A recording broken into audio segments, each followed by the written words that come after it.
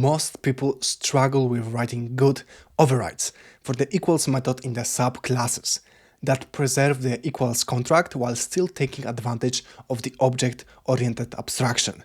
In the official Java documentation for the equals, we can find 5 rules for the equals contract. First of all, the object must be equal to itself. It also must be symmetric, so if x equals y, y equals x. It also must be transitive, so if x equals y and y equals z, then x also equals z. It also has to be consistent, so no matter how many times you call equals on two objects, when their values don't change, it should return the same result. And the last one, of course, object can be equal to null. Java object defines equals method that subclasses, so basically every class that you will ever write can override. But a lot of people struggle to write it correctly. That means that they cannot reliably put objects into collection. This is why in this video I will show you the most common pitfalls that you can encounter and what to do about them. By the way, I based this video on an amazing article, How to Write an Equality Method in Java by Martin Odersky, Lex Spoon and Bill Wenners. But I tried to present this topic in a more simple and less academic way. So we have this point class that will have, for example, private int x, private int y, also constructor, so public point. Let the copilot finish it and let's generate getters. So int get x, int get y, and let's make it, as I said, final. Okay, and now the obvious way to define equals for this method would be something like this. So public boolean equals point order, yep, and do something like this. So return this get x equals order get x. Let copilot finish it like this. Okay. What is wrong with that? We can test our current equals like this. So let's define point 1 and point 2. Okay.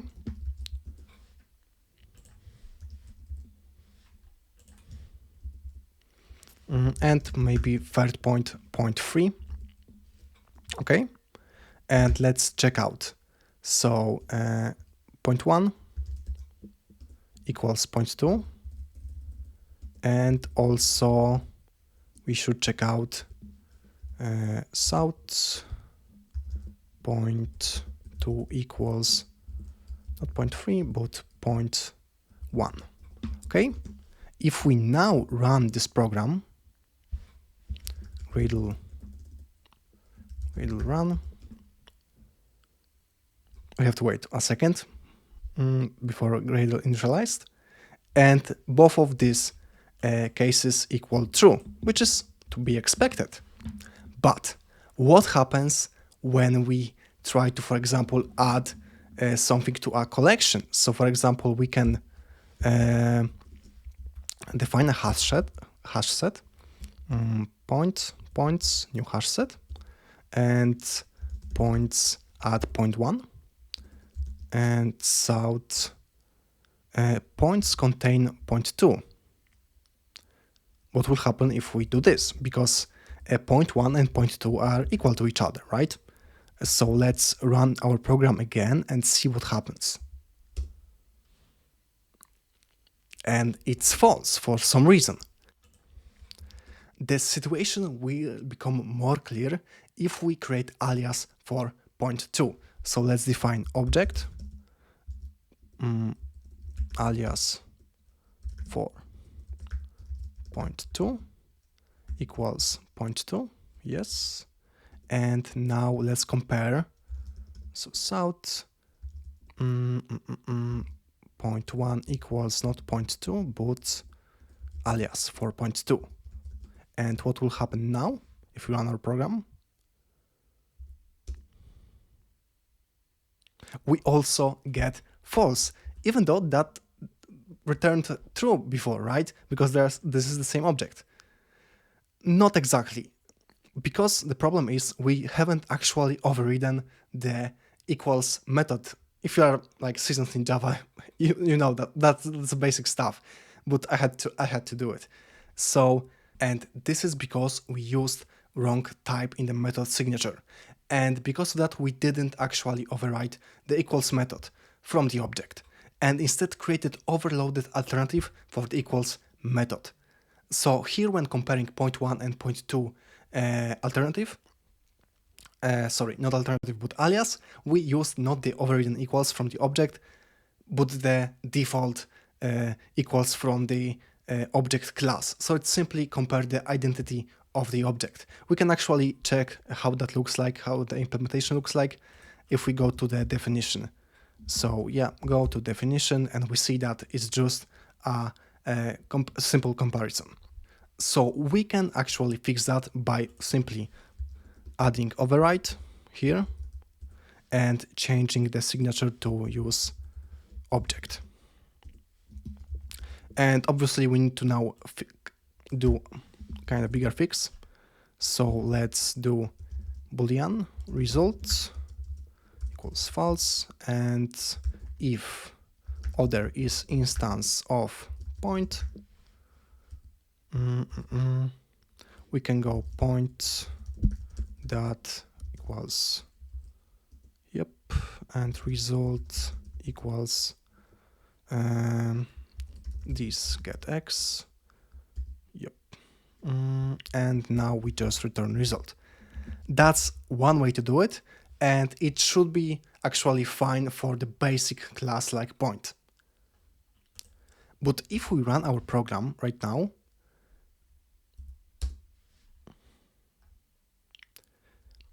our first point returns true, but as we can see, the contains still returns false. Why is that?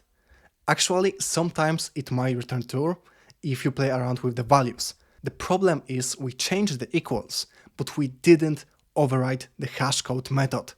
We are using hash set, so the contains method compares the hash to see if the object is already present in the set. In Java, the contract states that if two objects are equal according to the equals, then they must return the same hashcode when the hashcode is called on them. Here's the one way to override the hashcode for the point class. We can do it this way. So override, yes, and public int hashcode. Instead of 31, we can do 41. I'll delete it actually. Times, yeah, Copilot is smart enough to give me the right thing. And adding the constant 41 on the field and multiplying the rest by the prime number 41 gives reasonable distribution of hashcodes and saves us some time at the runtime of our application. If we run our program, we can see that it should fix the problem. So let's run it again and go Gradle run, yes. And it returns true. And for simple classes like point, that should be enough. But there are still things that we can watch out for. Another mistake is defining equals and hashcode for classes with mutable fields. For example, if we modify the point and delete the final here, and also let's add setters, yep, and generate setters. Okay. Ah, yeah, they were generated below. I thought they would be generated here. Never mind. Okay, and now it should still work, obviously, because the only difference is that the fields are no longer final and we haven't done anything about it. If we test our code again, it should obviously return true once again. But what happens if we change one field? So let's delete all of that right now. Just go with P for our point and create again a hash set. with points and points at P. South points contains P. Okay. Yes, points. And now let's P set x equals P get x plus 1. Okay. And check again if the set contains our point. Let's do it like this. And let's run again our application. And we can see that at the second check it returns false. But what happened to our point? It's still there, right? Yeah, so basically the hash for the point didn't update, and we are trying to find object that has a different hash than the original point that we had. So it won't be, so the hash won't be able to locate it. So the lesson from this example is that defining equals and hash code should be using the non-mutable state. Because using mutable state might cause problems for the users if they put the object in the collection. And the authors of the article suggest that you should only define equals and hash code that depend on the immutable state, as I said. So your objects remain localable in a collection even after modifications. Our current definition of equals satisfies the contract for equals. But things become more complicated when we introduce subclasses. So before we create subclass, I will create enum that will be called color, for example, and it will have red, green, blue. We can delete that. Yeah, and introduce a subclass called, for example, class colored point that will extend the point. Yes, and it will add a new field called private color. Just color. I didn't want to generate all of that. And okay, and I create a constructor. So public colored point, supercolor, yes, and create an override for the equals. So public boolean equals object order. And let's do the same thing. So boolean result, false color point that color point, and not super equals, not yet, just this color equals object order dot color. But color is obviously private, so let's make it public again for the simplicity. And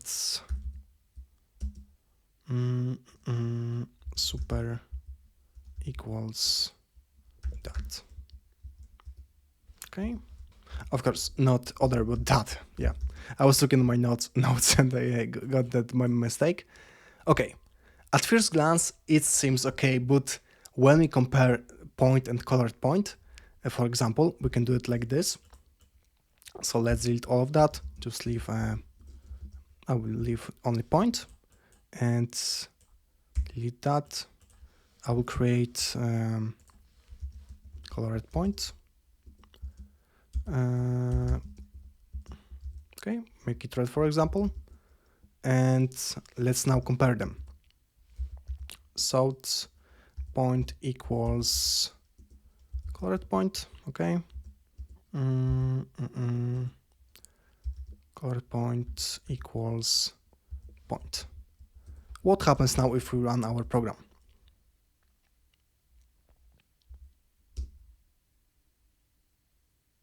We see that point is equal to colored point, but colored point is not equal to point. Now we can see that this is not symmetric, so the rule of symmetry is broken. So how we can change the definition of equals? So it becomes symmetric again? There are two ways we can do it. We can make the relation more general and more strict. let's start by making it more general. We can do this, for example, this way. So we can add else if here, else if, and in this else if we can order instance of point, okay, and point that equals point order, and here just that equals this. Yes. So now, two objects will be equal when comparing A with B or comparing B with A yields true. This makes our equals symmetric again. If we run our program, for example, let's run it again. It yields true in both examples. But we have one more problem. This relation is no longer transitive. I can show you how in this way. So let's create, let's rename this to red point, and let's create another blue point, for example, or green. We can also use green. South red point equals point, and red point equals green point, and let's see what the result of that would be. So red point is equal to point, point is equal to green point. So why is red point and green point not equal to each other, since they are both equal to the point? Making this relation more general is a dead end. So let's make it more strict. We can do it by slightly modifying the point and colored point equals method by adding this one line. Here we add another and this get class equals that get class. Okay. After we modified that, we can just delete this part and revert to the previous state. Now the instance of a point is only considered equal to some other instance that satisfies both the coordinates and have the same runtime class. This satisfies the symmetry and transitivity, because all of these cases will yield, you can see, I will show you if we run the program, all of these cases yield false. Colored point can't be equal to a point. This is reasonable, but one could argue that it might be too strict. Let's do a little test. I will now declare point. I will now declare points p_anon to point 1 and 1, and will also overwrite public int get y that will just return 2. Okay. Is p_anon equal to our original point? It should be, since on paper the coordinates are the same and the class should also be, I think, the same. So let's compare it. South equals p equals p_anon. Okay. I will for now delete this and run our program again.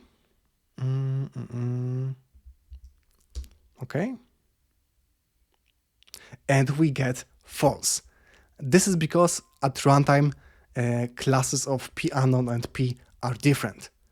But it's unreasonable to treat p_anon as a different from p, since they have the same coordinates and technically are from the same class, looking from the user perspective. So it looks like we are stuck.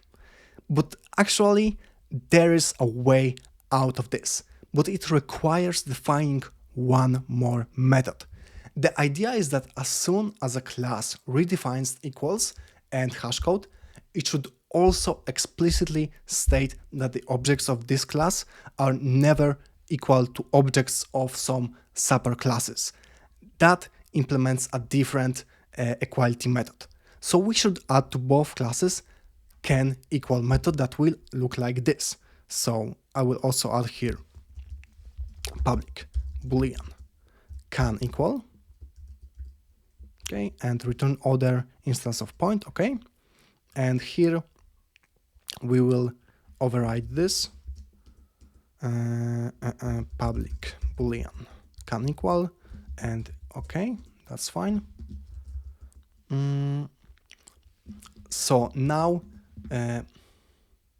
and now we will use it in the equals method and revert back to our previous state. So I will for now just delete this and write it again. So result equals that can equal this, and this get x and so on. Okay, and we also do the same thing in the colored points. So I will delete that and do that can equal this, and this dot color equals that color, and super equals that. Okay, and semicolon missing as always. And now if we run our program, it should return true once again. This way, our equality relation is both symmetric and transitive. Comparing point to colored point will always yield false. On the other hand, instances of different subclasses of point can be equal as long as none of the classes redefine the equality method. This way, we can decide if the subclasses can be equal to instances of superclass or other subclasses by overriding or not the can equals method. One criticism of this is that it violates the Liskov substitution principle. That basically means that every instance of the subclass can be used where instance of the superclass is required, and subclasses of class that redefine can equals can't be equal to it. But it kind of makes sense that red point at coordinates 1 and 2 is not equal to uncolored point at also 1 and 2. As you can see, equals can be very hard to write, but wouldn't it be nice if you didn't have to think about it and just add one annotation to your class that will generate this method? If you are interested in that, watch this video about Lombok library. And till the next time, create some amazing applications.